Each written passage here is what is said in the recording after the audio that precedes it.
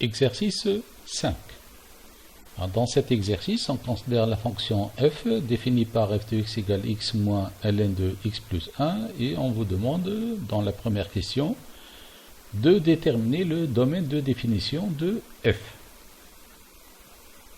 Alors, je rappelle donc la fonction f qui est donc x moins ln de x plus 1. Alors, quand est-ce que cette fonction elle est définie? Simplement lorsque le x plus 1 il est strictement positif. Positif, autrement.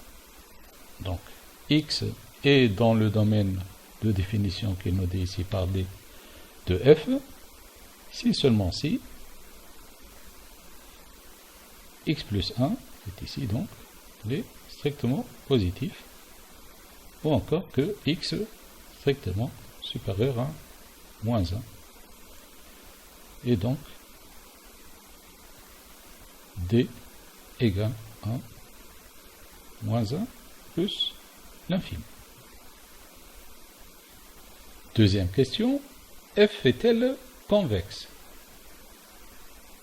Alors, pour étudier la convexité de f, il suffit de voir le signe de sa dérivée seconde. D'abord, cette fonction elle est deux fois dérivable. Donc, f est deux fois dérivable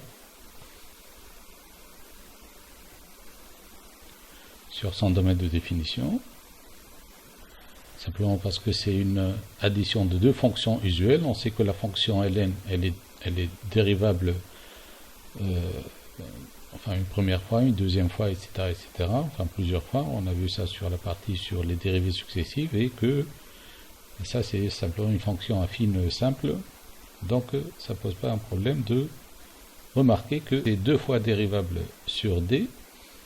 Et donc, on a, alors, quel que soit le x appartient à d, la dérivée première, pour arriver à la dérivée seconde, il faut déjà dériver f une première fois.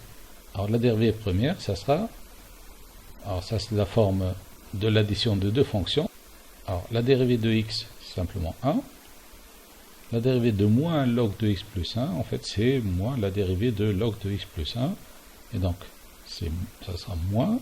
Alors, la dérivée de x plus 1, c'est 1 sur x plus 1. Et, alors, on va dériver encore une fois ceci pour obtenir la dérivée seconde de x. Alors, ça ne pose pas un problème particulier. La dérivée par rapport à x de 1 c'est 0, ça c'est une constante. La dérivée de 1 sur x plus 1, c'est moins la dérivée de x plus 1 qui est 1, donc moins 1 sur x plus 1 au carré. Avec ce moins là, donc ça va me donner 1 sur x plus 1 au carré. Et ça c'est strictement positif. Alors puisque la dérivée seconde, elle est strictement positive sur le domaine D, donc on peut écrire que par conséquent, f est convexe, et en fait puisque c'est strictement positif, donc on va ajouter strictement convexe sur D. Troisième question, résoudre le problème suivant, trouver le minimum de f lorsque x appartient au domaine D.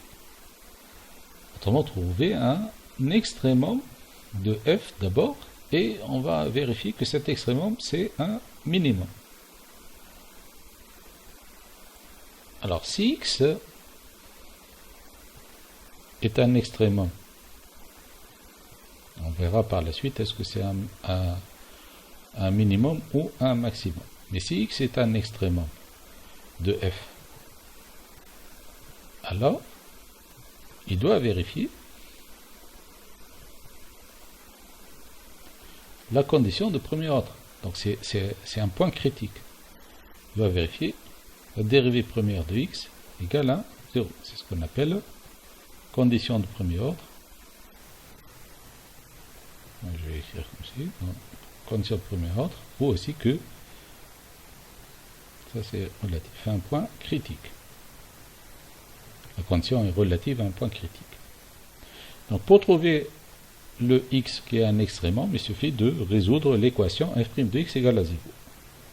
on va écrire, quel que soit x appartient à D, autrement pour tous les x qui sont supérieurs strictement à moins 1, quel que soit x appartenant à moins 1 plus l'infini,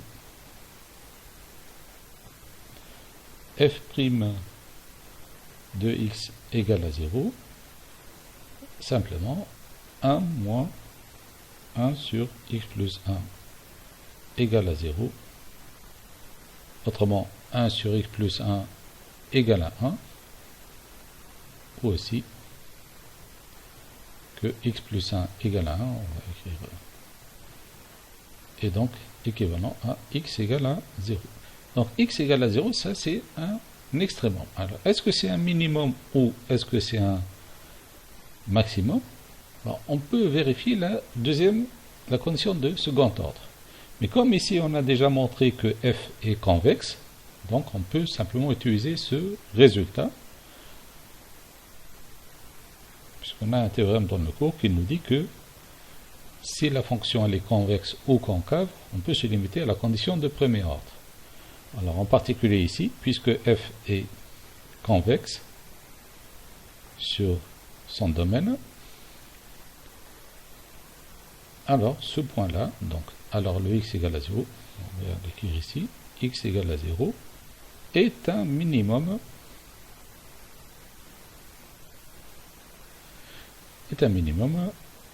alors ça c'est un minimum global, c'est le seul d'ailleurs, de f sur le domaine D. Donc, pour conclure, la solution de ce problème, la solution donc du problème, j'espère que c'est clair. Alors, la solution du problème minimiser au minimum de f de x, autrement trouver la valeur de x sur le domaine qui donne le minimum de f de x et x égale à 0. Donc la solution c'est 0. On peut remarquer, enfin, on peut ajouter que le minimum est atteint en x égale à 0 et que la valeur de f en ce minimum, on peut aussi la calculer ici, enfin on peut toujours la calculer, hein. Donc quelle sera la valeur minimale de f lorsque x égale, alors ça c'est t, lorsque x égale à 0, c'est simplement f de 0, alors qui est ici égale à 1, je reviens sur la fonction f, 0 moins ln de 0 plus 1, autrement 0 moins ln de 1 qui est aussi 0, donc ça fait 0 moins 0 qui est ici 0.